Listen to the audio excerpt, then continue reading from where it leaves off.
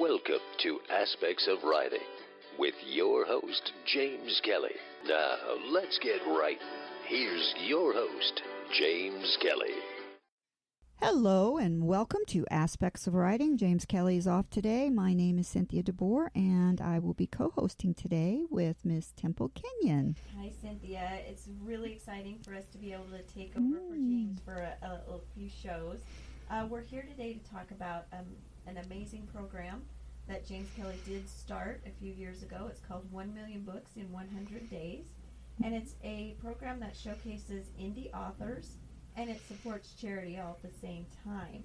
So for every book that we sell through 1millionbooksin100days.com, $1 goes to charity, and the author actually receives a larger royalty from that sale than they do from many of the other platforms that they sell their books. So not only do we help charity, but we do help those self-published authors. And if you think about it, if we sell 1 million books, that's $1 million for charity. And that's right. And this is our third campaign. We do 2 a year, spring and fall. But, however, the really good thing about this is that the website is up year-round. So if someone would actually buy a book on, say, day 102, they still get to give the author a larger royalty, and the charity still gets their money because we are up year-round. The reason for the 2 campaigns a year is that is our real big push to really try to promote this and get the word out. And the whole thing is amazing because we have multi-genres. We have books and information for people of all ages, and they're books you hold on to. They are not ebooks, they are not audio, which is really fantastic. And that's really is the goal, is to get something that you can flip through and hold and take on vacation and all that kind of thing. Like an actual book in your hand. So we have the pleasure today to have one of our spectacular self-published authors with us in the studio. We have Renee Jean with us. Welcome. And, for those of you who can see our show, there are 4 books in front of us that are on 1millionbooksin100days.com that Renee has penned. And we just want to thank you for participating in 1 Million Books in 100 Days and for being here with us. Yeah, good morning. I'm really excited. I've been a part of this since the beginning, and I'm excited to see that it's still continuing on. Us too. Yes, definitely. Temple and I are also a part of it, and it's so great that we can all get together, too. It gives us a good excuse to kind of chat and catch up. Yeah, it's always fun to talk to other authors. Yeah. Keep up with our local writing crew. So why don't you tell us a little bit about your background as a writer? Honestly, I've been writing, I think, my entire life. I've made up little stories. I forced all of my brothers and his friends and everybody when I was in daycare back to do little plays because I had stories in my head and I wanted to see them. And before I knew how to write them down, I made other people act them out. And so cool. I used to think I was meant for the stage. I was meant to be an actress. And I realized, no, it's way more fun to tell other people what to do and to write everything down and then see my vision come to life. So that was easier. That is cool. So did you write little books and stuff too? Oh yeah, I used to write little stories about how my stuffed animals came to live in my house and how my dolls would become friends. And there were a lot of rivalries with the dolls when I was younger. You know, the Cabbage Patch Kids hated the Barbies, and it was a war for a long time. And I would tell my mom these elaborate stories, and she would just go, "Okay, that's creative." Yeah, creative mind at work early on. Yeah, That's for awesome. sure. So we've kind of gave you a couple ideas out there in listening land about this program, but I think the real question is that every author gets to choose whether or not they want to be a part of it. Why did you decide to do that? I know James really well, and he presented the idea, and I thought, what a cool idea to help charity. I've always been about charity. I do a lot of different charity stuff myself, and then helping the indie authors to grow their audience, to grow their reach, and it's also that community, like you guys were saying, getting to catch up with each other and be a part of something together. It's a way for all of us to come together and do so much good for so many people. Yeah, I love that all the authors that we've talked to so far for these types of little interviews, the charity is a big drive. And James, too, because he is such an excited participant in this program. I mean, this was his brainchild, but he's excited for every one of us to be as successful as we can be and gives us this platform. Oh, yeah. So let's talk about your books that are on 1 Million Books in 100days.com. The genres that we have, I know you're multi-genre. I am. There are 3 genres that are represented. I do actually have 2 other books that didn't get a chance to get into this one just because I didn't have any books to be a part of it at the time. But Survivor and Fish are drama. They are the first 2 in what will be a 5-book series come September. Wow, congrats. Yeah, the last one comes out September, and that actually is the kickoff to my next charity event, will be that release party. So I'm looking forward to that. Never Give Up is a suspense. It was my debut novel, and one that is very personal to me. It was started after an injury I suffered, and I just decided to take it and run with the inspiration. And then my personal favorite, Just Deal With It, all about my life as a casino dealer, my day job, and the very interesting world that we dealers find ourselves in. It's Vegas from our point of view. It is a good book. I got that one last time, our last campaign, and it's a great book. Well, I'm glad you enjoyed it. It's definitely a different look at Vegas. It is. And I think so many people come here to experience the Vegas that we see the on Vegas TV. Stories, yes. But there's the behind the scenes. I mean, you share, and that's good, and it's interesting and fun, but maybe we don't want everyone to know all of us. But you the best ones. I definitely have some stories that we had to stop and go, maybe not. This one's just for sharing around the dinner table with some friends. Yeah, there's a lot of those. I dealt for a little while, and it was a very short period of time, and I don't even want to go into those stories, so I can't imagine after the years you've done it how many crazy things have happened. I'm closing in on 11 years now. And yeah. There's another book in there, I bet you, huh? Probably a couple, because I have a lot of friends that are poker dealers. I've got a lot of friends that work in slots, and they're all like, man, I've got some stories for you. I'm like, I got some money to buy you a beer if you want to talk. we can make this happen. There you go. So there might be a couple co-authored versions coming out. Oh, well, I look forward to it because I enjoyed the first one. So you said you have a couple other books and that you're going to debut your final book in the series? In my Sharing Strength series, yes. Survivor and Fish being the first 2. Crashing Combat were the 3rd and 4th. And then the actual title, Sharing Strength book, will be coming out September 18th. Awesome. And then what's the big thing you have coming? I am riding my bike Route 66 in 22 days. It is 2,346 miles, and I am doing the entire thing for charity. There are 5 charities, one tied to each of the books in the series. See? Wow. About the books and the charity. I mean, when we're self-published authors, we have the freedom to do stuff like that. Yeah, I'm very excited. I've already worked with a couple of the charities for book launches, and I'm really, really excited about this one, as long as the training doesn't kill me. Yeah, we don't want that. No, I'm in week 7 of 77, and I think I'm getting stronger. I'm working on it. I'm working on it. You're definitely determined.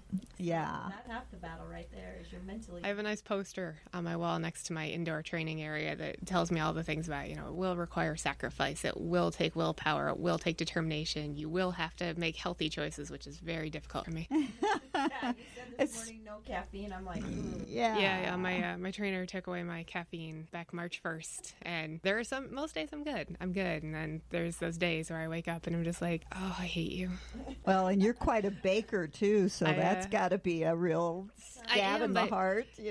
I've learned though there's so many things I make that I don't actually personally like. Oh, well, that's good. I make like strawberry marble cheesecakes and stuff. I actually don't like cheesecake, but I love to make things for other people. So anytime there's an event coming up, I'm like, I got you. I got the cakes, I got the cookies, I got the cupcakes, I got the pies, whatever you need, I got you. You are very talented. That way I've got that outlet. I can bake. I just don't have to eat it. There you go. That works. So when I'm getting cheesecake, I'm going to call you. Exactly. I just did a bunch of white chocolate strawberry souffles for a friend's birthday, and it was a lot of fun. And she's like, are you having some? I'm like, no, I'm good. And she's like, you don't have to be on a diet. I'm like, I'm not. I actually just don't like it. Yeah, that's good, actually, when we're talking sweets. So. Yeah, I mean, I do eat every now and then. My boyfriend loves the Ghirardelli chocolate chip cookies. I'm not a big cookie person, but I will eat 1 or 2 while I leave the plate, and then I'm like, here, take them to work. Yeah. Exactly. Well, we're so lucky to have you as part of our 1 Million Books in 100 Days family. And we love that you came into the studio to visit with us today. Yeah, it's been a while. And all of your endeavors, but especially with your books, because they're near and dear to our hearts, too. Of course. And so when you continue on with all of your other adventures, we'll have you back on the show. Once I actually have everything finalized for that launch party in September, I'll have to send you guys over the invitation. We would love to. That would be great. We love to support each other. Yeah, it's always fun. Thank you for joining us on Aspects of Writing today, Renee. We appreciate your time. We'll be right back with our next guest. Welcome back to Aspects of Writing. I'm Temple Kinyon, and this is my beautiful co-host, Cynthia De Boer. We're sitting in for James Kelly today to talk about one of our favorite things, 1 million books in 100 days. That's right, Temple. And we have one of our amazing 1 million books in 100 days authors with us. He is joining us via Zoom because we have friends and family all over this grand country. And we want to welcome Mr. Gary Matheny to join us. Hi, Gary. Hey, thank you. Hi, how are you? Thank you very much for having me on your show today. You're very, very welcome. I know that you're also a singer-performer, but could you give us a little bit of background about you as a writer? Yeah, I started writing actually before I retired. I wrote my first book back in 2010, and then my second one I published in 2015. I've always enjoyed writing. I've always enjoyed telling stories, and the best way to tell a story to other people is to put it in words, and that's what I do. I also have a column that I write for our local newspaper as a freelance writer called Life Happens, and it goes out to 500-600 people on Facebook, not counting the circulation of the newspaper in the area. Wow, you are a busy guy. I guess so. Writing songs, writing books, writing articles. That's awesome. I'm glad you're part of our family, Gary. Thank you very much. Glad to be part of it. So let's talk about your books that you have out on 1millionbooksin100days.com. Give us some background on the genres and, maybe a little synopsis of each one or a little teaser for our listeners and viewers so that they know when they go out to buy books, these two are definitely going to be on their list. All right. The first book I wrote was back in 2010. It was If the Shoe Fits, Wear It. It's a kind of an autobiography somewhat. I don't list it as that, but that's what it does. It talks about my days in the shoe business when my brother and I actually owned 2 shoe stores. I was 19 years old. It just kind of chronicles some of the funny things we did to customers. Give you an example. We would always ask the ladies if they were together or with each other, and they would get a big kick out of that. We always liked to pick at the customers. That was back during the days when you could do funny things and no one got offended. Yeah. But I like to tell everybody I was a shoe salesman before Al Bundy made it famous. There you go. I always loved going to get new shoes when I was a kid. And when they measured your foot, whatever it was, I just thought that was so cool. I was like, that looks really complicated to run that thing that you step in and measure the shoe and know exactly what size to get me. So I miss that, actually. When you go buy shoes, I really do kind of miss that. So this will be a good book to read. Yes. Yeah. One of the challenges was when you sold children's shoes, especially to infants, you're over there trying to buckle the shoe up or lace it up, and you're pulling your hair, and they're doing this, that, and the other. And I have had many of kids that grew up and come back and say, I remember you sold me shoes when I was a kid. And, of course, that makes me feel old, but, we all get there.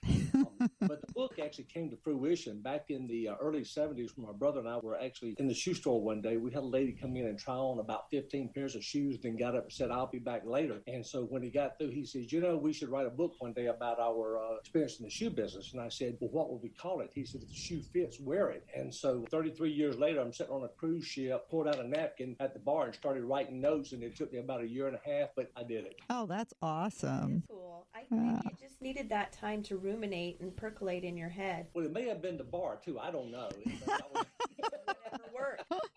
Whatever worked. Isn't there a quote from Hemingway that everyone uses? Like, is it write drunk and edit sober, or is it the other way around? Yeah. It involves something to do Something with the bar. similar to that. Yes. Yes, exactly. Drinking can get us into trouble and a lot of fun, but, as long as there isn't a lengthy jail sentence, we're good. There you go. It's just remembering what you said or did or wrote. Yeah. So tell us about your other book. My second book was entitled The Bullet, and it was kind of a different book. It's not in an autobiography. It's about a bullet that is manufactured and given to a guy about the start of World War II.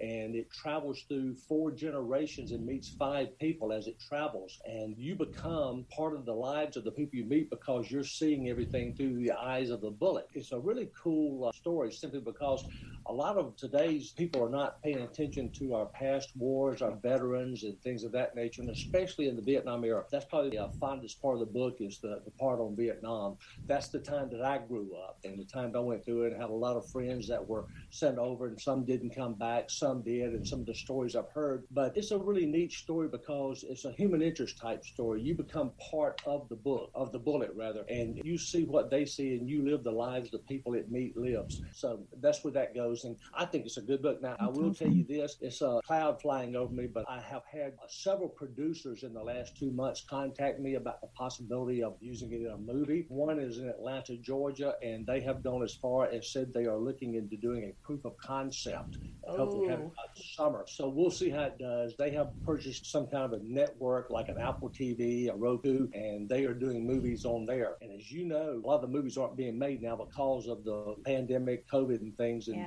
theaters aren't open. So people are going to the TV, and a lot of these places are looking for new indie type stories to put on. And so hopefully mine's going to be one of them. Like I say, it's nothing I've really got a grasp on yet, but we're reaching for it. Yeah, just make sure and keep the rights to any changes and stuff that they have, because we have another author friend and she's kind of exploring that same thing. And that really is a big thing, because I know of some authors, that pretty famous authors actually, that have had their books made into movies, and they weren't savvy enough to hang on to that, and then they ended up being kind of sad about it. And the one thing that we've talked about too is that a lot of books now are written in 12 chapters so that each chapter can be quote unquote an episode in a series or in a mini series, and that's really a smart idea too. So we wish you the best of luck with that. That's awesome. And that's kind of the way this story is written. It's written in chapters. It's got the World War II, then it slides into the Vietnam. And another thing is the way the bullet's handed down is so unique. The person who receives it doesn't realize the story behind it until they're actually given the bullet. So then they're told, and it becomes special to them as well. So just kind of a different idea. Someone asked me, said, how did you come up with it? I said, a devious mind can come up with anything. It's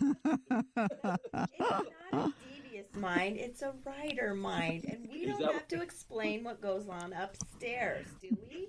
No. You want to know, probably. Yeah. Temple's always accusing me of the voices in my head, and believe me, there's a lot of them in there. They write good books.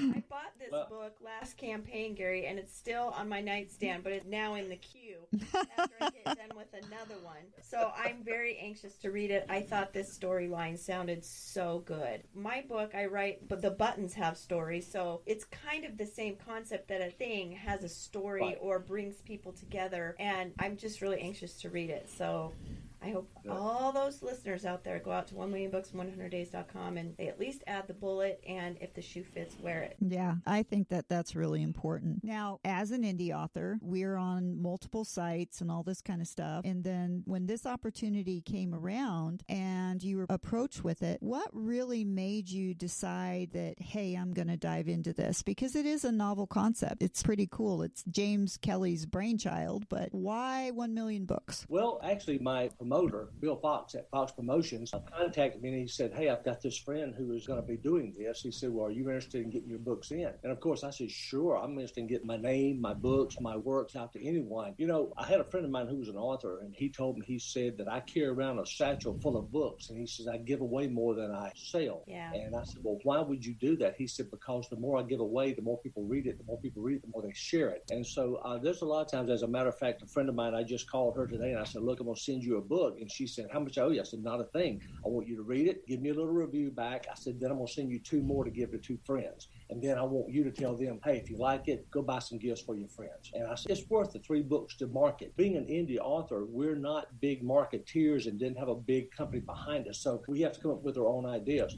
And I come from a long line of sales. That's what I did before I retired. And so I'm always constantly coming up with ideas, trying to promote myself, promote my music, my books, my name, or whatever. And I think that's the key. We just need to make sure that we get in front of as many people as we can. So true. So while we have you on here, do you have like a website people can find? Now, we still want them to go down to 1millionbooks100days.com to buy the books, but since you have all these other activities going on, do you have like a website that you can direct people to? Yeah, my website is GaryMatheny.net, GaryMatheny.net. And it's really mostly about my music, but you can read about me. I do have a Facebook page, The Bullet, that you can go to. And I occasionally put things out back and forth. I try to do as many little craft shows and book signings and things. I'm mainly the GaryMatheny.net. It's the best way to find out anything about me. And of course, I have a lot of my music on there as well. So yeah, your music is good. I've listened to a little bit of it when you shared it out on social media. It's a great facet to your creative arsenal. For the listening audience, tell them a little bit about the type of music that you do, and if you play a specific instrument, if you're more of a singer, give us a little bit of background about that. Well, a lot of my music is easier listening, adult alternative. I call it somewhat pop. I'm not a kid anymore, so the hard, heavy metal rock stuff I did when I was a kid just doesn't fit any longer, you know? People look at you with the gray hair and say, that doesn't work.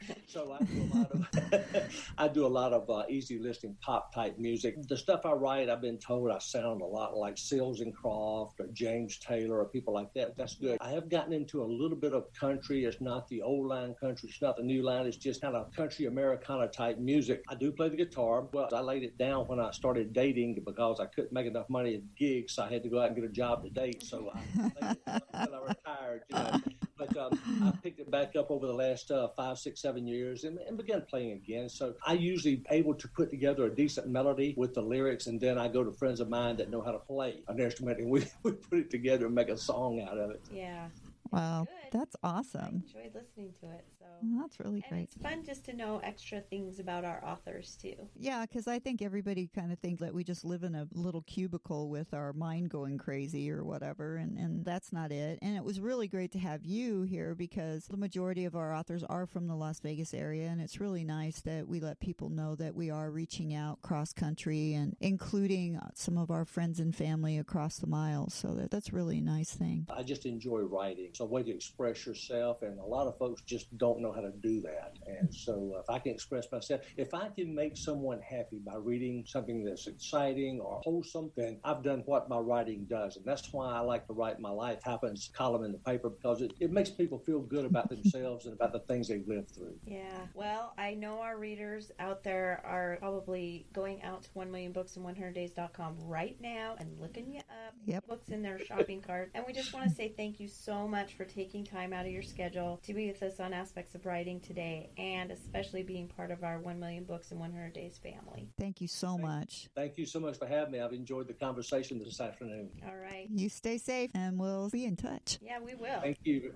Thank you very much. All right. We'll be back with our next guest in just a moment. Welcome back to Aspects of Writing. I'm Temple Kinyon, and this is my wonderful co-host Cynthia De Boer. We're sitting in for James Kelly today. We took over the studio to talk about something very near and dear to our hearts. It's our program, 1 Million Books in 100 Days. That's right, Temple. 1 Million Books in 100 Days is a great platform for indie authors, and it's multi-genre, and we have authors a lot from the Vegas area, which is where we're at, but we also reach out cross-country, and we have a few, basically family, because we figure that authors, we have a big family and everything with us. And today we have a very special lady with us by the name of Jeannie Neill. And we want to thank you for joining us. And if you could just give us a little bit of background as far as your writing career goes. Right, well, I write as J.D. Neill, although my name's Jeannie, and it really, in a way, started very, very recently, just a couple of years ago. I've been writing on and off for years, articles published and so on, but really started to write novels in 2019. So then COVID came, so I started writing with a vengeance, and in the last 2 years, I've written 8 books. So Wow. It's been one of the few advantages of being locked down during this period. You know, I was able to write for probably 8 hours a day, as my family will tell you. I've kind of locked myself away in the bedroom and written awesome. and written and written. So, you know, that's really where it started. And I've always been a big reader, and I've taken courses over the years for writing. And then in the 70s, I was locked in my home. We were held captive for 3 months, and during that time I kept a diary. And that diary, like, gestated for many, many, many, many years, and eventually became my first book. Wow. Yeah. Wow. Well, I was going to ask you about your books, and so that's a great lead-in. We actually have 5 of your books, right? Yes. Yes. Okay. Yes. Yeah. And for those of you who cannot see, you can go out on the website 1millionbooksin100days.com and see the beautiful covers. But for those of you that are joining us on our video feed, they are right in front of us. And I would like to hear all about each one, a little bit about what genre they're in, and maybe a little teaser for An each inspiration. one. Yeah, so the first one you said is Disintegration. Yes. Okay. Yes. So that one is, I guess, sort of semi-autobiographical, if that's the right phrase. Anyway, it's based on my real-life experiences, and everything in terms of the history is accurate in the book, although the characters, I've given fictitious names and so on because I didn't want to hurt anybody or whatever. So it's essentially the story of a young couple that goes to this wonderful life in the Middle East, and set against the disintegration of the country, their relationship disintegrates. And so it's quite a painful period, but it's very historically accurate and very interesting, I think, in terms of what happened. And actually, it was voted number 3 of wartime novels of the Lebanese Civil War on some sites. So that was very exciting. The cover is amazing. I mean, the cover hooked me. I told Cynthia the other day when we were going through some of these books, I was like, this cover is one of the most beautiful covers I think I've ever seen. And I saw it and I'm like, well, I got to get that book. So Exactly. I'll go out to 1millionbooksin100days.com and do it the right way, but I'm getting that book. And Jeannie, too, it wasn't just the disintegration of the country, it was disintegration of your marriage It as was. well. It was, actually. We didn't survive it. I mean, it's hard to explain what it's like being trapped for 90 days. And they turned off the electricity, then they turned off the water. Luckily, in the Middle East, or in Beirut, there were, not luckily, but there were often skirmishes across the coast, so you learned to have supplies. So we had some bottled water and so on to be able to drink, but we couldn't shower, and it puts a lot of pressure, and everybody handles that sort of thing differently. I handled it by trying to be extremely optimistic and serving boiled rice and calling it veal cordon bleu or whatever, and my husband would drink. So it was like, we all handle it differently, and eventually it damaged and killed the relationship. So Well, I look forward to the story, even though it sounds harrowing. It's sort of harrowing, but it's also got very light moments because it was a wonderful life up until that moment. And Beirut was a wonderful country, to live in. Okay, what about your second book? So the second one is called Chameleon, and it's a young woman who needs her father's love. She needs somebody's love. She's sent away to school. It's a wealthy family in Massachusetts. But her mother she's got psychological problems and takes all the attention of everybody. They've got a live-in housekeeper, nurse that comes to help with the mother that lives in, but she just gets totally overlooked. And she's very sad. And in the end, she facilitates, not in the end, in the beginning, she facilitates her mother being able to commit suicide, which her mother has been wanting to do. Oh, wow. And she thinks, okay, now I'll have my father. She doesn't actually do it, but she makes it possible. But then father turns to the nurse. Oh, wow. And then she thinks, well, I've got to get rid of the nurse. Oh my gosh, plot twist. And so through the story, she basically facilitates the death of a number of people. Oh, wow. And at the same time realizes that she thinks in order to get her father's attention, she needs to become her mother, or she needs to become the nurse. So she takes on all the characteristics of these people. Wow. Hoping that will get what she needs. And then you mentioned a twist. In the end, there is a big twist. Don't give it away. I won't give it away. But it's a very unusual, I think, twist in the story. Okay. And in the end, well, I won't tell you. Yeah, I have no, to read it. you've got to make him go out there and get that book. So that's Chameleon. Then what's next? I think the next one is Unraveling. Okay. And I'd met a woman many years ago in New Zealand who had been married many, many times. She'd been married 13 times. And I thought she'd be an interesting story. At that time I was working in film, and I thought she might be an interesting story for a documentary or whatever. But it's so difficult to deal with real life stories, and the family wasn't terribly happy about it. So in the end, I didn't do anything with it. And years later, I thought, what if they found a woman in a coma? This woman, the story starts with her being found in Lake Tahoe, just on the edge of Lake Tahoe. Somebody drags her out and she's in a coma. Nobody knows who she is. The only identifying thing is a locket around her neck with a photo of her as a beauty contestant winner with an old-time movie star. Okay. Wow. And she has one leg. So those are the identifying characteristics. So they start putting little things out in the newspaper, and suddenly men and people start arriving. She's my wife. She was my wife. She was my wife. And we discover that she's very, very wealthy. Oh my God. She's been very successful in her life. She's had some big marriages. She's been married in Hong Kong, in Tahiti, in Australia. She's married men all over. And she was a very successful businesswoman and model. And throughout, you can see through her eyes, she can hear all of this going on while they're battling about who loves her, who wants the money, who wants her dead so that they can get the money. So that's the story, basically. That is a lovely concept. I'm very intrigued. Gosh, now I'm going to have to go get my credit card because I'm buying them all so far. Yeah. Okay. A one-legged beauty queen is definitely I think she probably had the leg when she was the beauty queen. Yeah, really. I think so, yeah. But it makes you wonder how it was lost. That. Yeah. What happened to that leg? Yeah. Interesting. I love hearing how people come up with stories. It's like, how did you come up with that? But okay, and then you've got two more. Talk to us about those. Okay, so Loophole.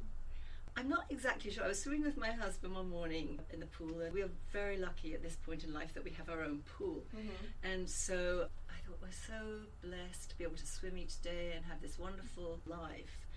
And then I thought about people who can't, who through COVID they were trapped in their homes, people who are unhealthy, can't get out. And it sort of occurred to me, what if you are trapped in your body? If you're terminally ill and you just want to die.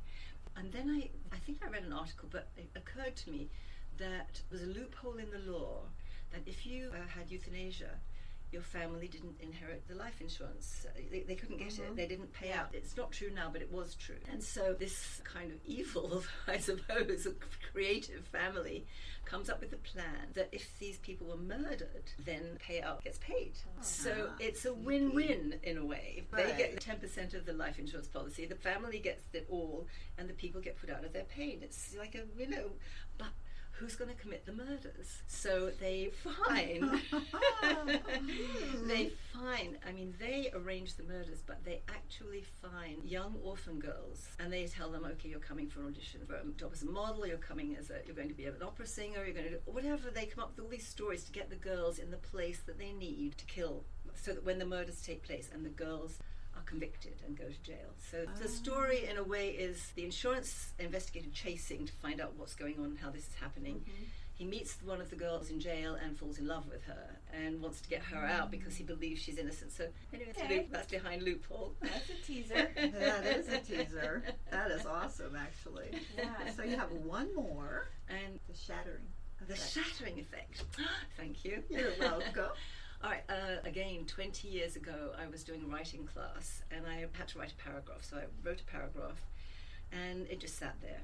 And while I was in the Middle East, I met a man who was a poet, but he was also a speechwriter for Yasser Arafat. And he wrote the speech, apparently, where Yasser Arafat first went to the United Nations, and he gave a speech about the olive branch and the freedom fighter's gun. And, I met this man. Years later, I was living in California, and I was at a seminar or a conference, and I met a guy who worked for the RAND Corporation. They sought out terrorists. And I thought, wouldn't it be interesting if these two men were brought together by some tie that they don't know about? And then I found this piece of paragraph that I'd written, and I thought she would be the conduit for these two men coming together. So the story is set against real life world events, terrorist events, the bombing in London, 9/11, and so on. So those are in this book. And this girl, I discover, has escaped from a Middle Eastern country, and she's pregnant, and that's the only clue I'll give you to that. Another good one. That is awesome. I can't work anymore, Cynthia. I know. I gotta get all these books and just read for a living for a while. That would be great. That would be an awesome job, actually. Yeah, wouldn't it? Yes. Too bad we can't create that. Wow. All great books, and I can't thank you enough for coming on to talk about your books. You're very welcome. Before we wrap up, just real quick, what drew you to being part of our 1 Million Books in 100 Days family? Well, I think it's wonderful to promote the idea of reading and buying books and so on, but I really love the idea that there's an element of altruism, if you will, about being able to sell. That James Kelly came up with the idea of donating a portion of the sales of the books to charity, and I think that's a wonderful thing to do. Yep. So, you're one of all of us. Yeah. That we all say the same thing. Yeah. Of course, we want to sell our books and we want to be successful in our self-publishing careers, but that charity aspect is really what brings it home for us. Yeah. So. Yeah, I think probably 99.999% of us feel that way. You know, there's a few authors that go, well, it's just because it's a smaller platform, but even at that, the charity aspect always, It always wins out. always, Yeah, which is I really like great. that. Well, Which is Jeannie, really thank great. you so much for joining us today on Aspects of Writing and participating in 1 Million Books in 100 Days. I'd like to thank all of our guests today who came with Cynthia and I to run the show for James. That's Renee Jean, Gary Matheny, and Jeannie Neill, of course. And go out to 1millionbooksin100days.com and get all of these books we've talked about today. That's for sure. Thank you again to all of our authors and every author that is on 1 Million Books in 100 Days. Please go out there and share this wonderful program with everyone that you know. And for myself and Temple, we want to again thank Jeannie for being here. And as James Kelly always says, if you can dream it, you can write it. Thank you for listening to Aspects of Writing. We hope you will join us next week as we discuss every aspect of the writing industry. Until then, if you can dream it, you can write it.